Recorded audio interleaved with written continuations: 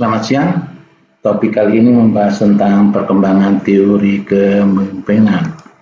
Adapun pokok bahasan adalah pendahuluan, definisi, teori perkembangan teori kepemimpinan berkaitan leader, group and leadership, ringkasan, dan soal-soal latihan. Jadi setelah selesai membahas topik ini, diharapkan Anda dapat menjelaskan tentang pengertian perkembangan teori kepemimpinan, menjelaskan tentang beberapa teori kepemimpinan. Pentingnya teori kepemimpinan ada 4, adanya struktur organisasi yang berjenjang, adanya struktur organisasi yang semakin besar, adanya division of work, pembagian kerja pada struktur organisasi, perlunya pemimpin yang ada di setiap jenjang struktur organisasi. Adapun definisi kepemimpinan merupakan kemampuan untuk mempengaruhi kelompok menuju pencapaian sejalan. Yang kedua, kepemimpinan merupakan proses mengarahkan to direct dan mempengaruhi to influence kegiatan yang berhubungan dengan tugas dari anggota kelompoknya. Di sini ada 4 implikasi berkaitan dengan teori kepemimpinan. Perkembangan teori kepemimpinan ada beberapa hal yang diperhatikan, jenis berkaitan leader, group, dan leadership, dan gaya kepemimpinan. Untuk yang pertama adalah the great man theory, yang kedua trait theory of leadership, yang berkaitan dengan group, yang pertama adalah leader versus followers, exchange, ada pertukaran, yang kedua adalah situational approach atau contingency model, yang leadership ada 2, yaitu ekspektansi konsep atau path goal leadership teori, yang kedua dari leadership adalah behavioral oriented social learning approach to leadership. Yang pertama yaitu the great man theory, bahwa pemimpin itu memang dilahirkan demikian. Yang kedua, trait theory of leadership, yaitu karakteristik atau ciri-ciri atau traits, perlakuan atau sifat-sifat apa yang membuat seseorang menjadi pemimpin, dipelajari dan diikuti.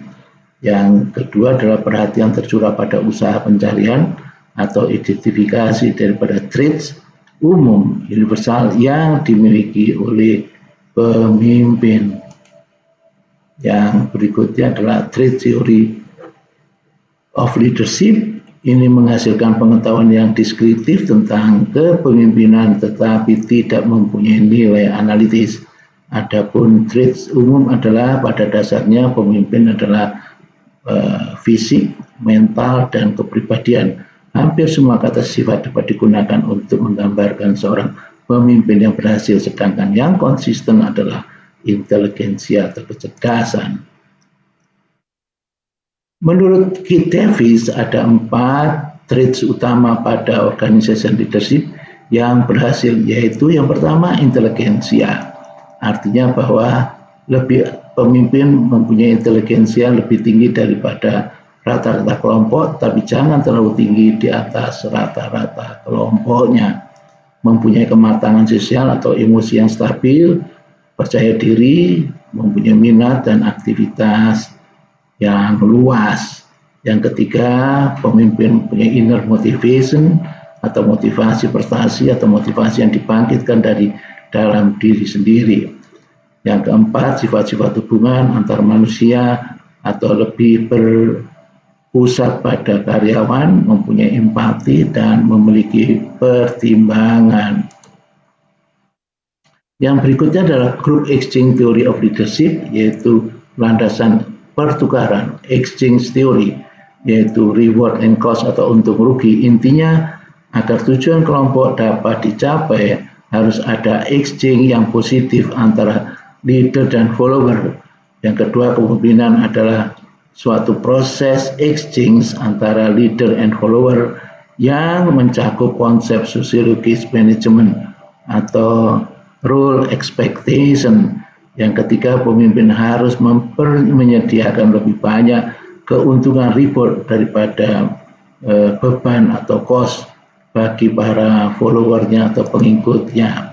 Hasil studi, pengikut atau follower dapat mempengaruhi leader atau pemimpin, sama halnya pemimpin atau leader dapat mempengaruhi followersnya. Yang kedua, sesuai dengan social learning approach to leadership. Yang berikutnya adalah situational theories of leadership, untuk usaha untuk mencari variabel situasional, yaitu peran kepemimpinan, keterampilan kepemimpinan, tingkah laku kepemimpinan, dan kinerja dan kepuasan followersnya. Menurut Fiedler, contingency model of leadership berhubungan dengan leadership effectiveness, melihat antara leadership style dengan situasi yang sangat disukai dan sangat tidak disukai. Adanya hubungan antara pemimpin dan anggotanya, ada derajat daripada struktur tugas, dan leader position power dihasilkan melalui formal authority. Menurut Fiedler, situational favorableness bila dikombinasikan dengan leadership style akan dapat mempengaruhi efektivitas kepemimpinan. Hasil penelitian pada situasi yang sangat favorable dan sangat unfavorable, yang paling efektif adalah kepemimpinan dengan tipe task directive. Yang kedua, pada situasi yang moderate favorable dan moderate unfavorable, yang paling efektif adalah kepemimpinan dengan tipe human relation. Ini adalah bentuk daripada diagram situational theory of leadership. Di sini adalah situasi yang menyenangkan, di sini bentuk gaya kepemimpinan dari berorientasi dari tugas dan hubungan kemanusiaan. Di sini mulai dari sangat tidak menyenangkan hingga sangat menyenangkan. Grafiknya adalah seperti ini. Sedangkan yang berikutnya adalah PATS, Goal Leadership Style. Teori ini mencoba untuk menjelaskan dampak dari tingkah laku pemimpin pada motivasi, kepuasan, dan kinerja bawahannya. 4 tipe utama kepemimpinan menurut Robert House. Yang pertama, directive leadership, yang mirip-mirip dengan authoritarian leaders. Ciri pemimpin memberi pengarahan khusus, bawahan mengetahui dengan tepat apa yang diharapkan dari diri mereka. Yang ketiga, tidak ada unsur peran serta bawahan. Yang kedua, dari School Theory of Leadership adalah supportive leadership. Ciri pemimpin bersikap ramah dan menunjukkan perhatian yang sungguh-sungguh pada bawahannya. Yang ketiga, participative leadership, mempunyai ciri pemimpin meminta saran-saran dari bawahannya dan menerapkan saran-saran tersebut. Yang kedua, pemimpin tetap merupakan si pembuat keputusan. Yang berikutnya adalah yang ketiga adalah dari School Theory of Leadership adalah achievement oriented leadership. Ciri pemimpin menetapkan tujuan yang penuh tantangan bagi bawahannya dan menunjukkan rasa percaya bahwa mereka dapat mencapai tujuan ini dengan hasil kerja baik.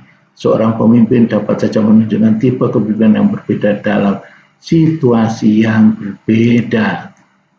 Inti daripada School Leadership Theory adalah satu, dengan menampilkan tingkah laku kepemimpinan tertentu yang dengan situasi pemimpin berusaha untuk membuat jalur atau jalan atau path agar bawahan dapat mencapai tujuan atau goal dengan lancar. Dua, tingkah laku kepemimpinan akan diterima oleh bawahan akan dapat memotivasi bawahan bila yang pertama, tingkah laku tersebut menunjukkan adanya kontingensi antara kinerja yang baik dengan pemuasan kebutuhan bawahan. Yang kedua, bawahan memandang bahwa tingkah laku demikian dengan dapat merupakan sumber kepuasan langsung bagi bawahan akan dapat merupakan alat untuk mencapai kepuasan di masa akan datang. Yang ketiga, tingkah laku tersebut melengkapi atau memperkaya lingkungan bawahan dengan pelatihan atau bimbingan, dukungan, dan imbalan-imbalan yang diperlukan oleh bawahan untuk bisa menampilkan kinerja yang baik. Hubungan Patskul dapat digambarkan ada variabel karakteristik bawahan. Di sini adalah locus of control berkaitan dengan kemampuan. Di sini adalah perilaku, gaya kepemimpinan, direktif, suportif, partisipatif, dan berorientasi pada prestasi. Di sini ada variabel yang lain, lingkungan adalah karakteristik tugas, sistem otoritas formal, juga hubungan kerja primer. Di sini menghasilkan bawahan berkaitan dengan persepsi dan motivasi. Hasilnya adalah kepuasan, kejelasan peran, kejelasan tujuan, dan performance atau kinerja. Teori yang lain adalah punyanya Lewins, yaitu Social Learning Approach to Leadership, yaitu adanya interaksi timbal balik yang kontinu antara pemimpin, lingkungan, termasuk para bawahannya, dan tingkah laku kepemimpinan, yaitu ada person, ada behavior, ada environment, di mana behavior merupakan fungsi person dan environment. Ringkasan, kali ini topik ini telah membahas definisi kepemimpinan, implikasi definisi kepemimpinan, perkembangan teori kepemimpinan, leader, group, dan leadership. Ada 6 gaya kepemimpinan.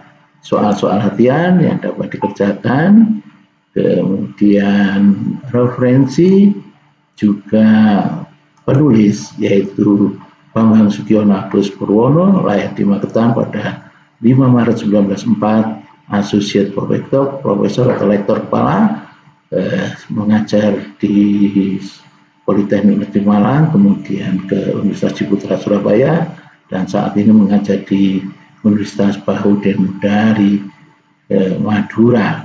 Sempat mengikuti Sandwich Lakes Program di Lathrop University selama 3 bulan pada tahun 2009, juga mengajar beberapa mata kuliah, juga buku yang telah dihasilkan, beberapa buku, 19 buku yang sudah diterbitkan, kemudian sebagai juga publikasi paper di jurnal internasional maupun nasional, juga sebagai pembicara di international conference, juga seminar nasional, juga sebagai pembicara utama di berbagai international conference, juga sebagai ketua panitia di berbagai international conference, juga mengikut sebagai pendamping HIV/AIDS, penderita HIV/AIDS di Bangkok dan di Wuppertal, Jerman, yang disponsori oleh Badan PBB yang mengurusi HIV/AIDS. Ini adalah keanggotaan, juga beberapa ID, Scopus ID, Orchid ID, dan lain-lain. Terima kasih atas perhatiannya. Sampai berjumpa lagi di topik yang lain.